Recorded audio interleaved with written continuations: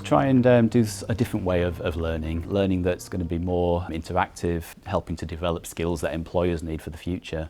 So developing things like critical thinking skills, employability skills, communication skills, working with others, because these are all things that are needed by healthcare professionals of the future. We wanted to put a curriculum together that was based on sound educational theory and something that would be sustainable for future generations of pharmacists in practice. So we started this team-based learning process in September 2012 and it's been fabulous. It's just been phenomenal, the success of it so far. We sense that our students are really enjoying it as well. We've got an awful lot of formal feedback mechanisms from our students and they're telling us it's working really well.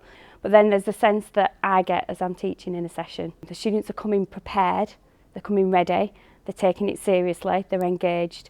And then when you're wandering around the room facilitating the session, you can hear the level of the conversation is far deeper than anything we've experienced before in sessions.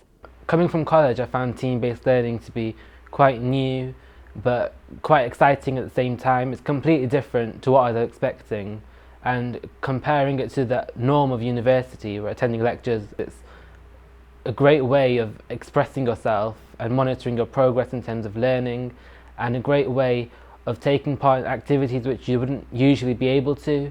So using technology such as the clickers, we're able to constantly move forward in terms of the way the learning delivered, as opposed to just attending lectures and having to absorb a lot of information in such a short amount of time. Well, what's different about pharmacy at Bradford is that we want to take a learner-centred approach to student learning. So we're going to use a new learning and teaching strategy called team-based learning. Team-based learning works by helping to develop critical thinking skills. It helps to develop independent learning skills. It motivates students to come to class. We want to make sure that we're developing students that employers want from the future, to make sure that they've got those capabilities for employment in pharmacy in the 21st century. Team-based learning is a more effective way at learning, we believe, than traditional methods, because there's an incentive for students to come to class, there's an incentive for students to prepare for class, because when they come to class they have a readiness assurance check to make sure that they've actually done some work in advance. And it's more about not just learning in class, but when they're actually in class they'll learn how to use that new knowledge. So when they're doing their team tests, which they do as a team of between 5 and 7 people, they get immediate feedback to know whether they've got the answers right or wrong. And actually what we're finding is the teams themselves are providing a lot of that supportive learning. So I can come in and help on those, either the topics that need a little bit more time and effort, or the students that need a little bit more support. At first everyone was in the same position. They were like, hi, who are you and where are you from? And we all had like different hobbies before, so it's really nice to meet different people with different interests. At the moment it's like we're helping each other. We have like one girl who's really good at chemistry and I'm more into like the psychology side of it, so we really help out each other in those circumstances. We have some people who are really good at explaining how they got to an answer, so they can explain their rationale, whereas I am more into like, why is this like this? There's always that aspect of competitiveness, but it's friendly competitiveness. You always want to be one step ahead of the next team, but at the same time you want to be sure of yourself, you want to be confident that your answer is the right answer. We always try to make sure that our answer is, well, right in the first place, but our explanation is always strong. So rather than us giving a lecture and us not understanding or knowing whether the students have actually understood what we've said, this method gets students to do a test first. We can get immediate feedback from them on whether they have understood what we're saying.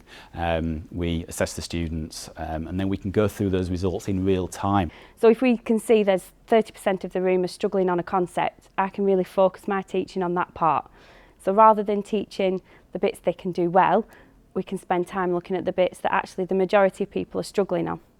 Students will benefit from this new type of teaching really by being able to work with each other, by developing those team working skills. With team-based learning it's more fun, it's more enjoyable, it's more active learning. It's not just sitting in a lecture theatre and absorbing information, it's discussing it with peers, it's learning from peers and solving problems that we give them in a meaningful and authentic way that they'll need for practice in the future. So when our students graduate and they're practising as pharmacists, they will be working in teams and they will need those problem solving skills, those critical analysis skills, those communication skills, and we're giving them that opportunity to practice that on a daily basis now. Well, we believe that team-based learning will make our students stand out from the crowd by developing the skills for employment. It will help to meet employer needs, it will help to develop the communication skills, the collaboration skills, the team-working skills. Employers believe that those are the skills that we need for our pharmacy graduates for the future, to be able to work with each other. And overall, we believe it will help them to become lifelong learners.